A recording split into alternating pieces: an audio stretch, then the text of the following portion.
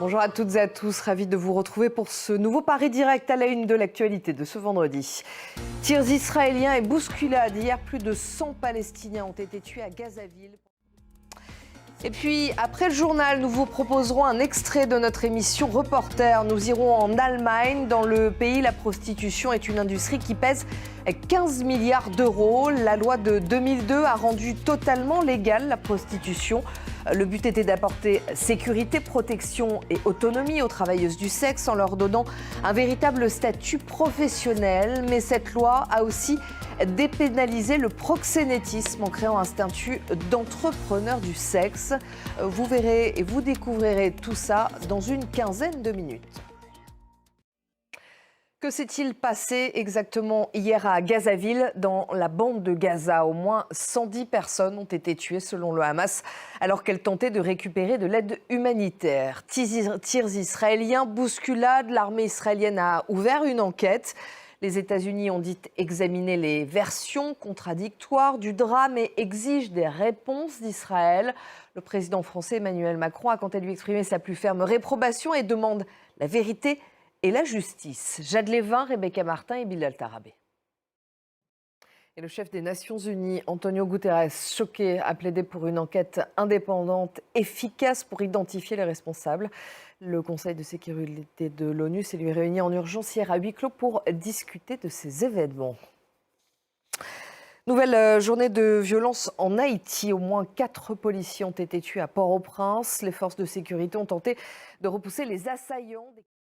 Et en Russie, les funérailles d'Alexeï Navalny vont-elles pouvoir avoir lieu aujourd'hui? Une cérémonie est prévue dans une église à Moscou. L'opposant russe doit ensuite être enterré dans un cimetière situé non loin. Et puis sachez que le journaliste russe Sergueï Sokolov, rédacteur en chef de Novaya Gazeta. En Iran, 61 millions d'électeurs sont appelés à se rendre aux urnes aujourd'hui. Il s'agit d'une double élection législative pour élire les 290 membres du Parlement. Les Iraniens vont aussi voter pour l'Assemblée des experts. Au Sénégal, à présent, l'opposition et la société civile ont décidé de faire front commun. Elles appellent à manifester à partir de demain. Aux États-Unis, Joe Biden et Donald Trump, les deux potentiels rivaux à la présidentielle de novembre, ont organisé hier 2 visites concurrentes à la frontière entre les États-Unis et le Mexique. Leur objectif, évoquer la question de l'immigration qui est une des principales préoccupations des électeurs américains. On voit ça avec Marc Pope. On fait maintenant un point sur les titres qui dominent l'actualité de ce vendredi. Tirs israéliens et bousculades hier. Nous vous proposons à présent un extrait de notre émission Reporter et nous prenons la direction de l'Allemagne. Dans le pays, la prostitution est une industrie qui pèse 15 milliards d'euros. La loi de 2002 a rendu totalement légale la prostitution dans le pays. Le but était d'apporter la sécurité, la protection, mais aussi l'autonomie aux travailleuses du sexe en leur donnant un véritable statut professionnel. Mais cette loi a aussi dépénalisé finalement le proxénétisme en créant, je cite, un statut d'entrepreneur du sexe. C'est un reportage de notre correspondante en Allemagne, Anne Maillet.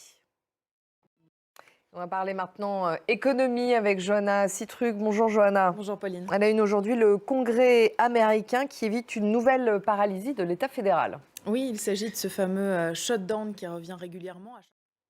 Eh bien, merci beaucoup, Johanna. On vous retrouve plaisir. donc tout à l'heure pour en savoir un peu plus sur les bitcoins et un peu mieux comprendre cet univers. Exactement. Et restez avec nous. On se retrouve dans quelques minutes pour la suite de Paris Direct. À tout de suite.